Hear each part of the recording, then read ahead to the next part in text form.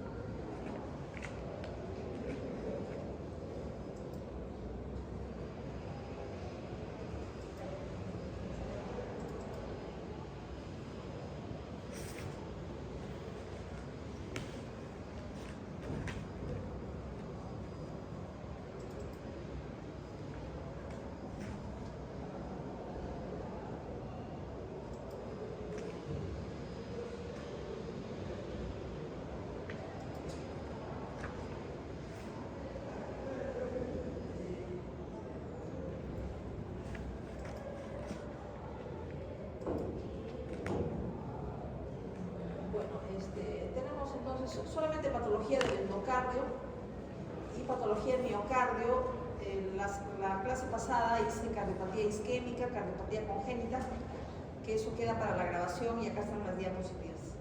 Entonces, antes de empezar patología del endocardio, revisamos la histología de una válvula cardíaca que tiene una zona que está adherida al ventrículo, que se llama capa ventricular.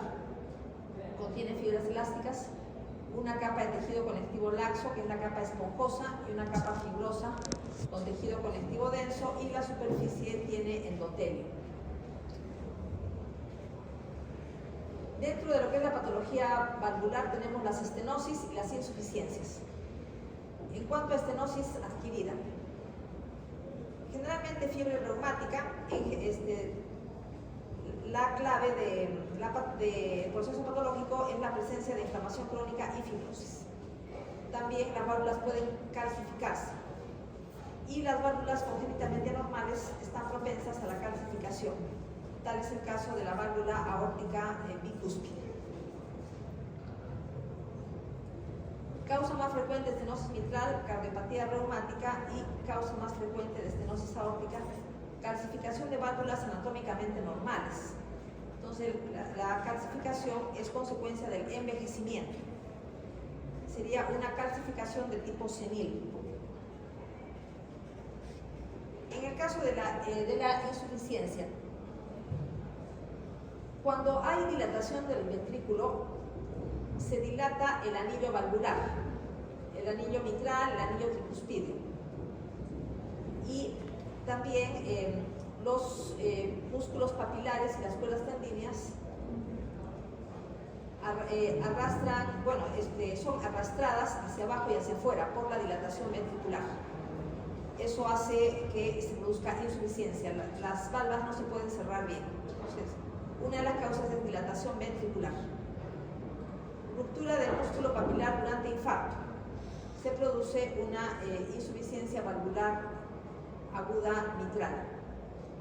Y también tenemos la degeneración mixomatosa, que se caracteriza porque la válvula se engruesa, porque se deposita material mucoide. Cuando se produce dilatación del anillo aórtico y del anillo pulmonar, también hay insuficiencia valvular, porque no se puede cerrar completamente las valvas.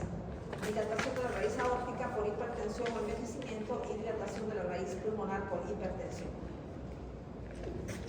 La calcificación calcificación de las válvulas es de tipo distrófico, o sea, es por daño al tejido. Una causa del daño al tejido es el envejecimiento, simplemente daño mecánico acumulado. Mayor frecuencia, estenosis aórtica calcificada senil, o sea, por envejecimiento. Las válvulas son normales, pero por envejecimiento se calcifican. Calcificación distrófica. A veces se llega a calcificar el anillo mitral, pero el depósito de sales de calcio penetra hacia el miocardio, pudiendo calcificar elementos del sistema cardionector del corazón, dando lugar a arritmias. Es una calcificación de la válvula aórtica normal y se ve como unos nódulos blanco-amarillentos, y ya sabemos que si la válvula es normal, el envejecimiento es lo que causa la calcificación. Esta es una válvula aórtica anormal, bicúspide congénita, solamente tiene 2 valvas, nada más. Y se ve que en un caso se han fusionado las valvas. Y también se calcifica, se ven unos nódulos que consisten en sales de calcio, calcificación distrófica también, pero como es una válvula anormal, la calcificación se produce a edades menores que la calcificación de origen senil. Pasamos a fiebre reumática, causada por la bacteria Streptococcus pyogenes grupo A betemolítico, ubicado en la faringe. Si está ubicado en la faringe, da faringitis, pero esta bacteria puede también ubicarse en la piel, dando lugar a unas lesiones pustulosas, a unas vesículas con pus que se denominan impétigo. Y cuando la bacteria está en la piel, generalmente no da fiebre reumática, sino da glomerulonefritis proliferativa aguda post-estreptocócica. En cambio, si decimos fiebre reumática, quiere decir que se ha afectado el corazón. La patogénesis es inmunológica. Se manifiesta 1 a 3 semanas después de faringitis o amigdalitis. ¿Por qué 1 a 3 semanas? Porque en 1 a 3 semanas se monta la respuesta inmunológica y se producen anticuerpos contra el estreptococo y linfocitos T citotóxicos contra el estreptococo también, pero esa respuesta inmunológica ataca el corazón. Por eso decimos que la patogénesis es inmunológica, no es causada directamente por la bacteria.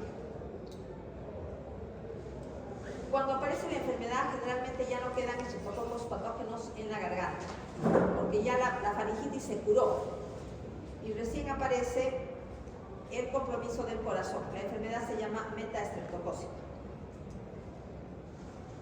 Tenemos el caso del estreptococo grupo A betemolítico que infecta la piel y no la garganta. Se llama impétigo la lesión y ya les he dicho que sucede una glomerulonefritis postestreptocócica. Sin embargo, de todas las personas con faringitis por esta bacteria, solamente el 3% de las personas sufre fiebre reumática y los serotipos tienen que ser reumatógenos.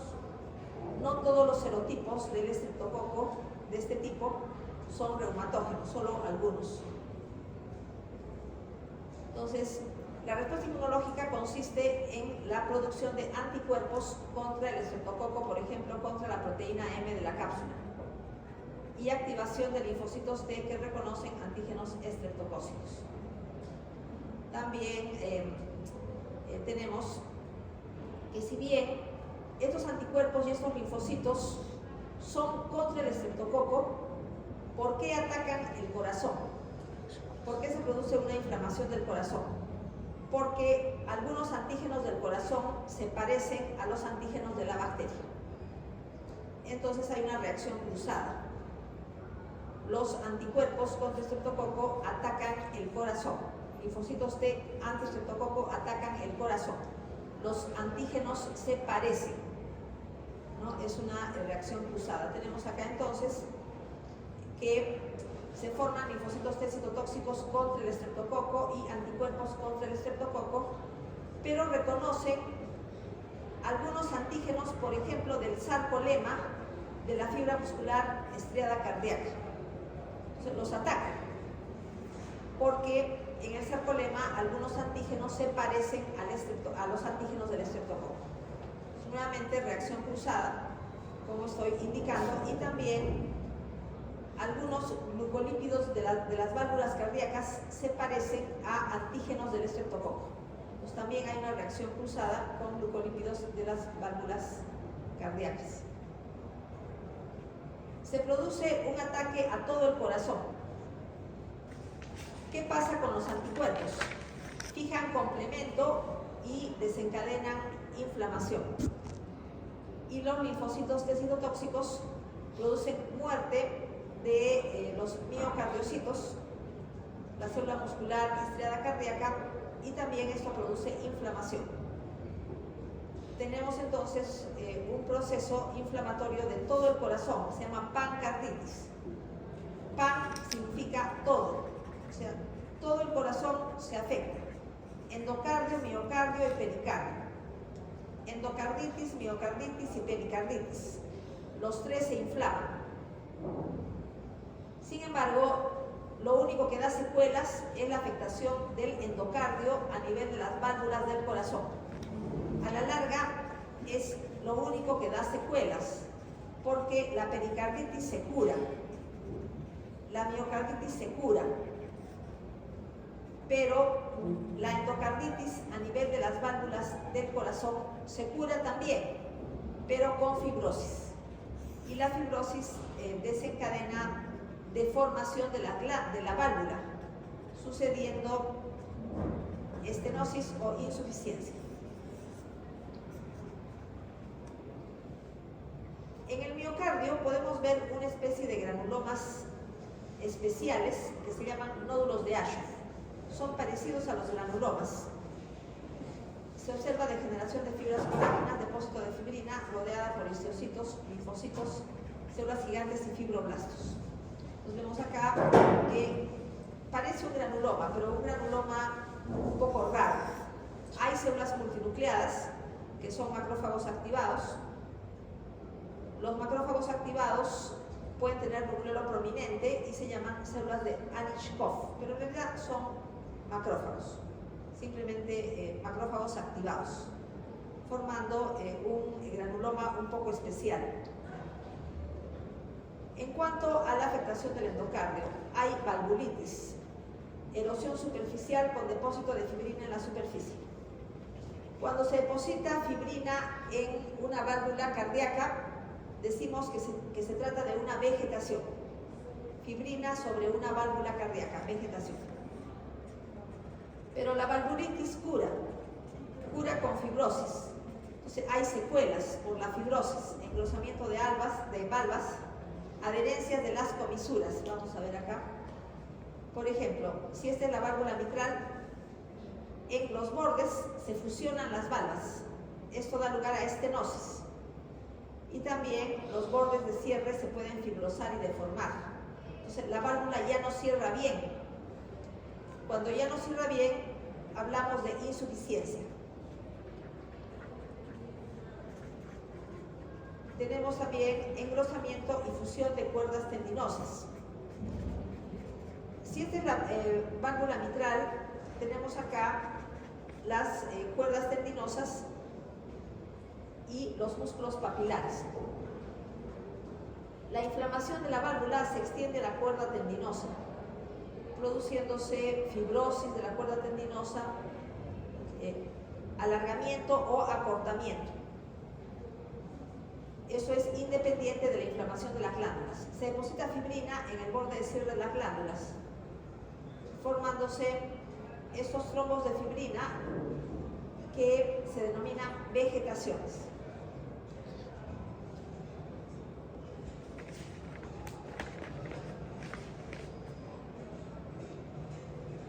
Se tiene que probar que la persona en la que se hace un diagnóstico de fiebre reumática realmente ha sufrido una infección estreptocócica 2 a 3 semanas antes de que aparezca la pancarditis.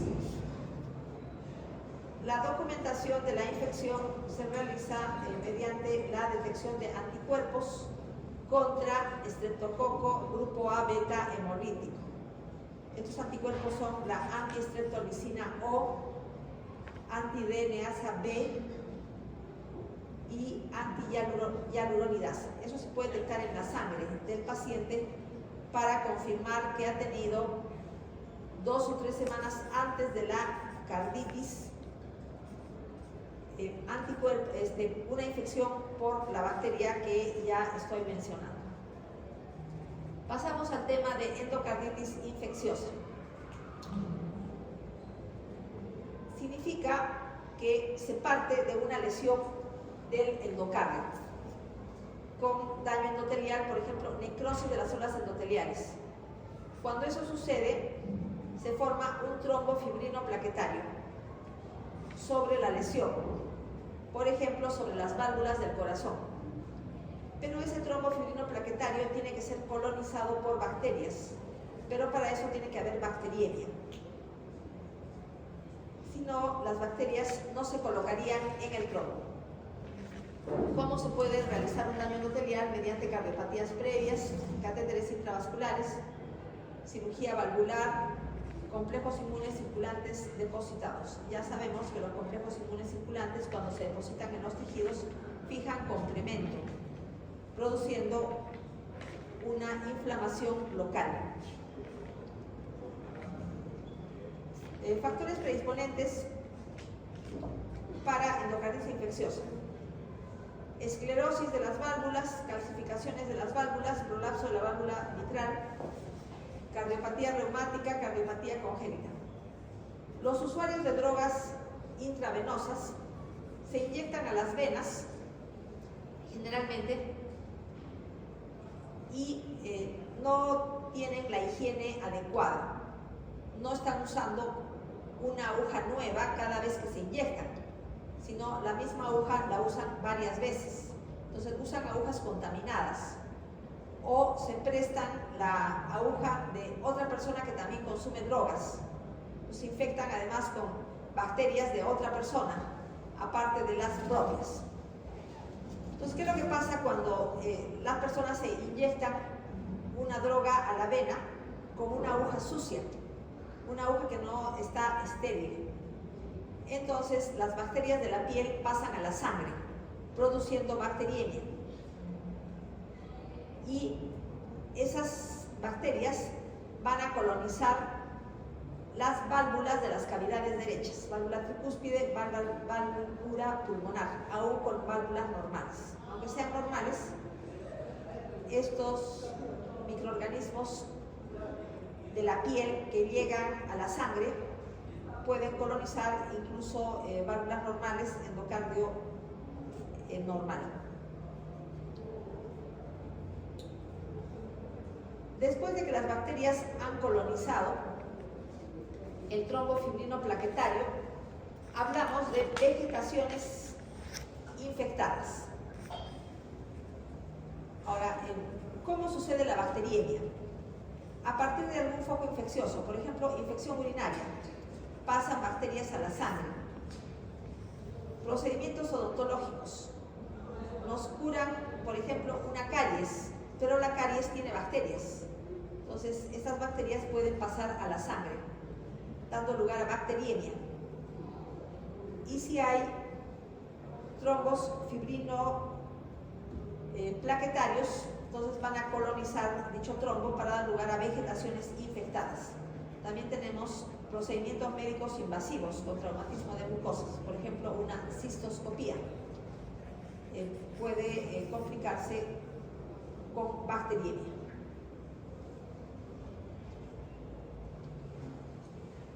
En cuanto a bacterias, tenemos el estafilococo aureus, que es muy agresivo. Puede ubicarse en válvulas normales, pero es tan agresivo que destruye rápidamente la válvula causando abscesos. Estafilococo epidermidis también está en la piel menos agresivo, se ubica en válvulas enfermas. El Streptococcus viridans, que es un comensal de la cavidad bucal, es poco agresivo y tiende a ubicarse en válvulas enfermas. Entonces, cuando la bacteria es muy agresiva, puede colonizar válvulas normales y destruirlas. Cuando el organismo la bacteria es menos agresiva, entonces tiende a ubicarse en válvulas enfermas. Otras bacterias, Enterococcus fecalis, Enterococcus faecium, Streptococcus grupo A metamolítico y Streptococcus pneumonia. Generalmente están en la garganta. Neumococo algunas veces puede ser comensal de alguna persona. O sea, algunas personas tienen neumococo en la garganta, en la faringe, si bien la mayoría no, pero algunos sí lo tienen. Y este estreptococo puede pasar a la sangre. Y si hay trombos fibrino-plaquetarios en una válvula cardíaca, puede suceder una endocarditis infecciosa. No confundir la endocarditis infecciosa del estreptococo grupo A hemolítico con la fiebre reumática. Son cosas diferentes. La fiebre reumática tiene una causa autoinmune, ¿no? Y en la endocarditis infecciosa por el estreptococo grupo A hemolítico, el estreptococo está en la sangre y coloniza válvulas del corazón. Tenemos bacilos gram negativos del grupo HASEC, que son comensales de la cavidad oral. HASEC es una regla memotécnica para poder memorizar los géneros de las bacterias de la boca. Pueden pasar a la sangre, por ejemplo, cuando hay procedimientos odontológicos. H de Haemophilus, A de Actinobacillus, Cardiobacterium de la C, E de Eikenella y K de Kingella. Tienen escasa agresividad, colonizan válvulas enfermas. Y tenemos otros agentes que no son bacterias. Rickettsia, Coxiella burnetii, causante de la fiebre Q, Chlamydia psittaci y hongos tipo Aspergillus y Candida. La endocarditis puede ser aguda o subaguda. La aguda es causada por microorganismos muy agresivos, destruyen rápidamente la válvula.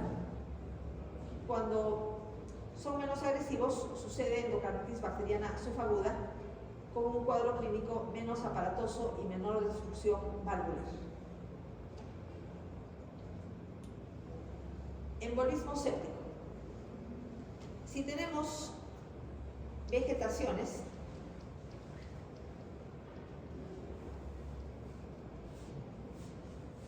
por ejemplo acá, alguna vegetación, trombo fibrino plaquetario infectado, puede desprenderse una parte del trombo, viajar por la circulación y atascarse en la arteria o arteriola adecuada.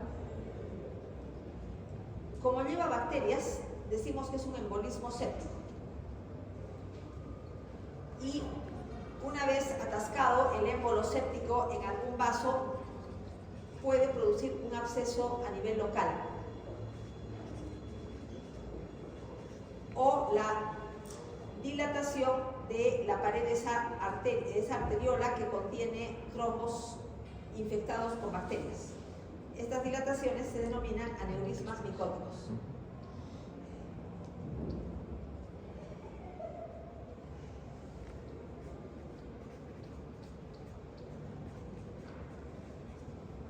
También tenemos que cuando existe una endocarditis bacteriana, las bacterias están en la sangre y se monta una respuesta inmunológica contra las bacterias. Posteriormente se depositan complejos inmunes circulantes en el glomérulo renal. Otra complicación es la glomerulonefritis proliferativa aguda postinfecciosa por complejos inmunes. Estas son las vegetaciones. Entonces, cualquier pedacito de la vegetación puede desprenderse, viajar por el árbol arterial y atascarse en algún punto adecuado, según el tamaño.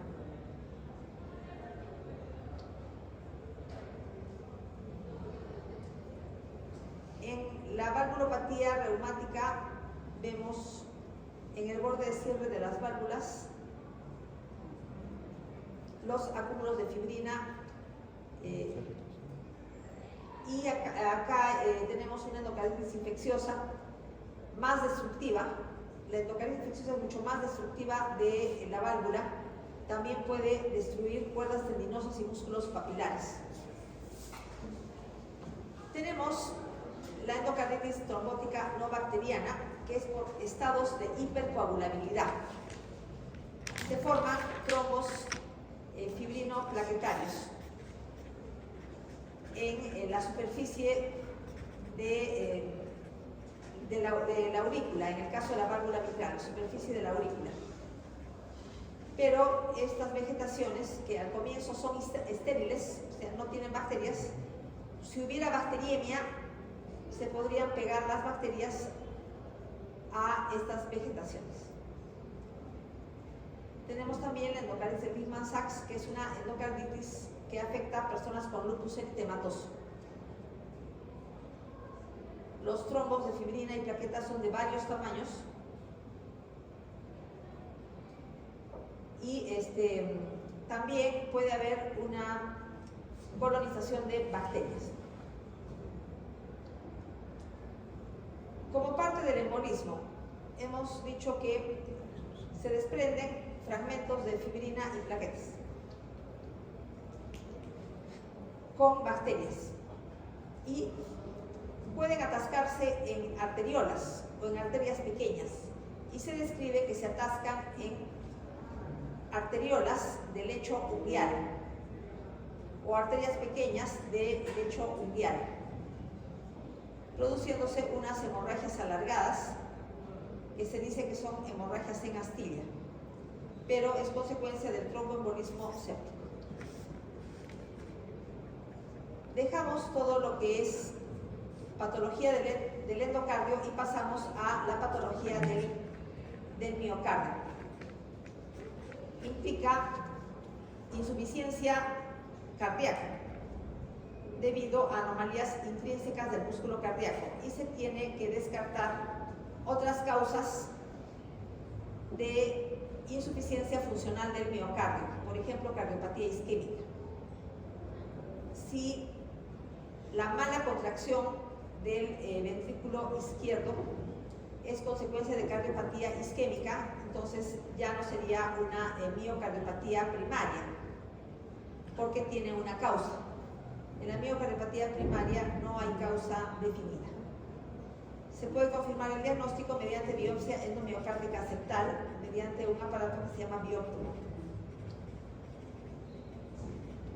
Las miocardiopatías son de tres tipos: dilatadas, hipertróficas y restrictivas. La más frecuente es la dilatada.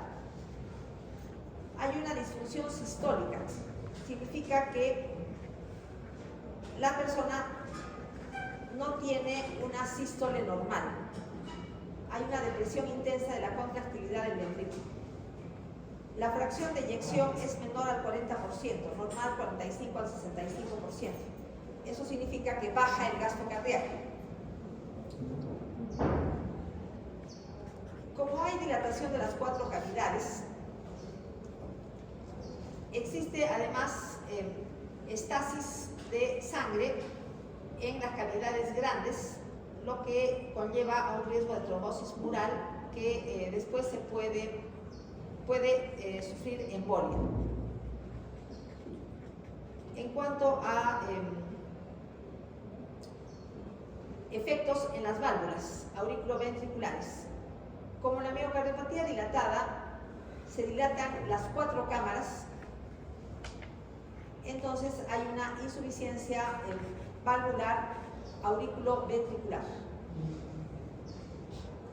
Y también dilatación de anillos valvulares, que esto ya lo he explicado. Cuando el ventrículo se dilata, entonces arrastra hacia abajo y hacia afuera las válvulas, por ejemplo, mitral y tricuspidia. Microscópicamente vemos hipertrofia de fibras y fibrosis intersticial. Miocardiopatía de origen viral. Afectan al miocardio los virus Coxsackie A y B, ecovirus, virus de la polio, virus de la influenza, adenovirus y, bueno, en el caso de la rubiola también es un virus, ¿no? Puede dar lugar a una miocardiopatía. El daño es de dos tipos, directo. O sea, el virus penetra en la célula muscular estriada cardíaca y la destruye.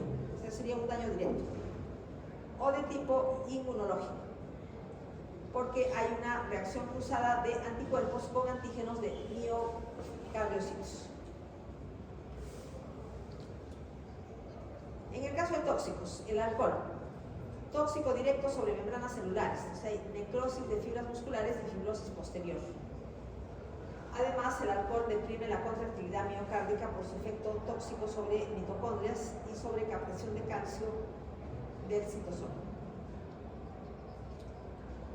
Deficiencia de tiamina. La tiamina es la vitamina B1 y se denomina su ausencia beriberi, o sea, cantidades insuficientes de tiamina.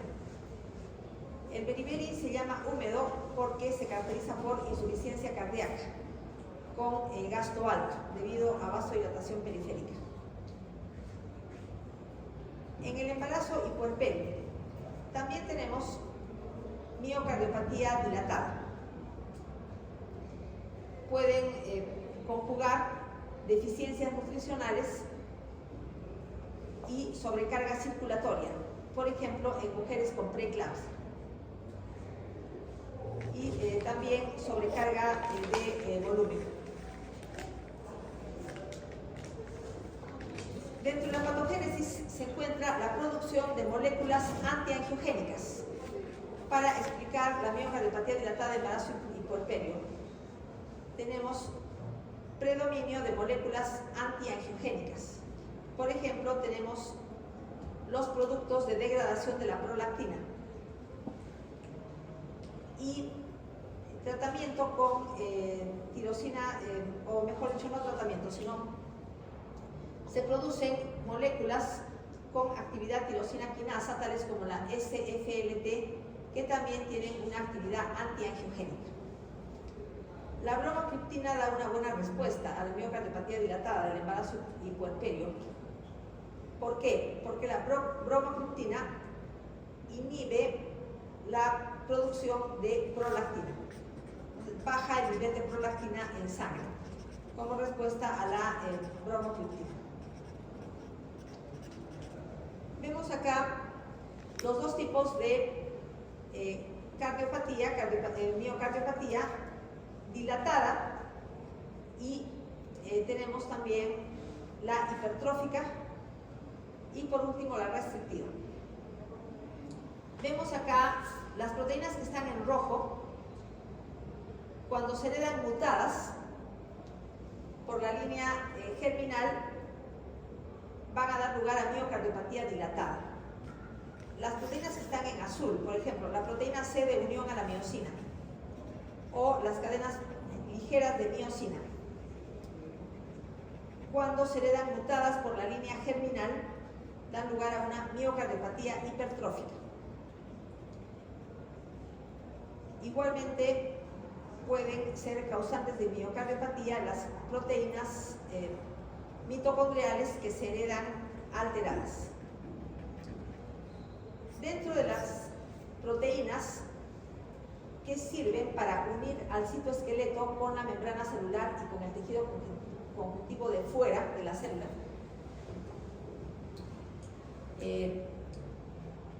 tenemos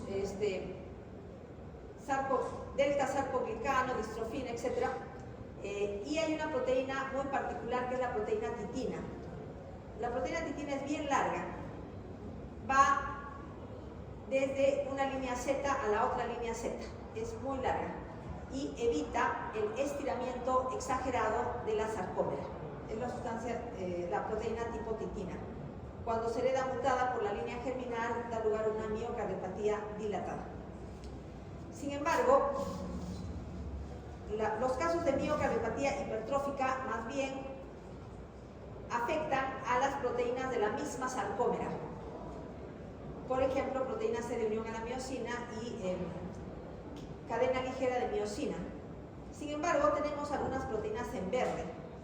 Las proteínas en verde, como la actina, la cadena pesada de la beta-miosina, alfa-troponimiosina, troponina I, troponina T, significa que pueden estar mutadas, pueden heredarse mutadas tanto en la forma dilatada como en la forma hipertrófica. O sea, dependiendo de la mutación. Algunas mutaciones dan miocardiopatía dilatada, otras mutaciones dan miocardiopatía hipertrófica. Esas son las proteínas que están en verde. En la miocardiopatía dilatada hay dilatación de las dos aurículas y de los dos ventrículos, con hipertrofia. También las 4 cámaras cardíacas. Hay una tendencia a la trombosis mural,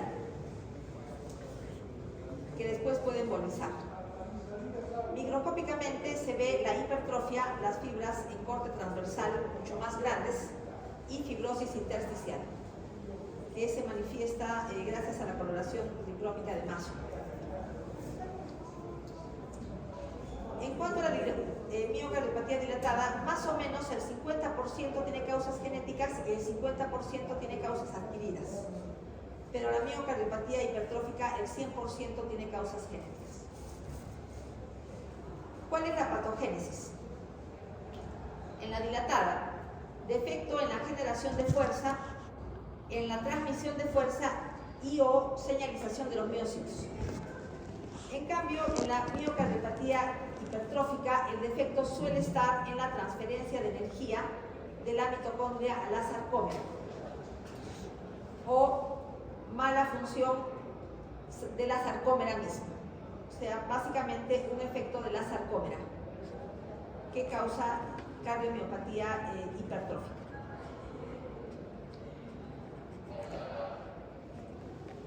Hay algunas variantes dentro de la cardiomiopatía hipertrófica. Tenemos algunas en las cuales hay hipertrofia aislada del ventrículo izquierdo, generalmente concéntrica, sin dilatación y sin causa aparente. Pero hay otras cardiomiopatías hipertróficas en las que el septo interventricular está preferentemente afectado y se llama hipertrofia septal asimétrica. Vamos a ver. Acá, por ejemplo, tenemos que la pared libre del ventrículo está muy gruesa, pero el septo está sumamente grueso. Como está sumamente grueso, abomba hacia el ventrículo. El ventrículo queda pequeño y no puede distenderse fácilmente. Hay una disfunción sistólica. No se puede distender el ventrículo porque el septo y la pared libre son muy gruesos. Sin embargo, vemos que abomba el septo hacia el ventrículo y este abombamiento hace que haya una obstrucción parcial al flujo de salida de la aorta. La aorta, que sale más o menos por acá, tiene una obstrucción porque el septo se ha hipertrofiado de manera asimétrica. Bueno, acá tenemos lo mismo, una miocardiopatía hipertrófica a predominio del septo interventricular. Microscópicamente, el espesor de las fibras musculares cardíacas está aumentado, los núcleos son hipercromáticos y hay un aspecto ondulado en las fibras musculares cardíacas. Dentro de las cardiomiopatías restrictivas tenemos todas las miocardiopatías en las cuales hay algún tipo de infiltración. y esa infiltración le da una rigidez al ventrículo izquierdo, lo que significa disfunción diastólica. Decíamos que cardiomiopatía dilatada, fundamentalmente disfunción sistólica. No puede contraerse, pero acá el corazón puede contraerse normalmente, pero hay una disfunción diastólica. En la cardiomiopatía restrictiva no hay dilatación de ventrículos, pero sí hay dilatación de las dos aurículas. Y además ingurgitación yugular, que es un signo de insuficiencia cardíaca, como ustedes ya saben. En la microscopía encontramos la fibrosis inicial y el proceso infiltrativo causante.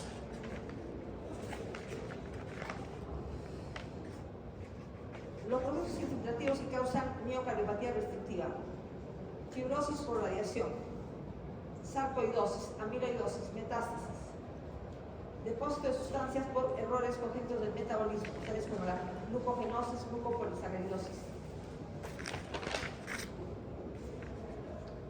Vamos a ver, para terminar la clase de hoy día, dos tipos de cardiomiopatía restrictiva que son especiales: fibrosis endomiocárdica tropical o enfermedad de Davis, frecuente en África, y se considera que intervienen factores nutricionales y factores infecciosos crónicos, o sea, infecciones crónicas, por ejemplo, malaria, que condicionan la fibrosis endomiocárdica.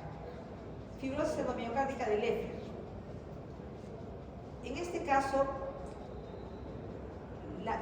lo que sucede es que hay eosinófilos en el miocardio, junto con linfocitos.